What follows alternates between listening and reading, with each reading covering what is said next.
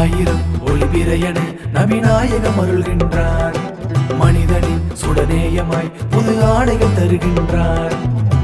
துணியிலே நிறைந்துள்ள நூலாய் வாழ்விலே நிறைந்துள்ள அல்லாஹ் அன்பாய் பெரும் பண்பாய் நம் பெருநாள் கொண்டே ரமலான் கண்டே. ஆடையில் நம் உயிரை காத்திடும் இரதிருநாயகம், ஆடையில் நம் மானம் காத்திடும் தமிழக ஆடையகம்.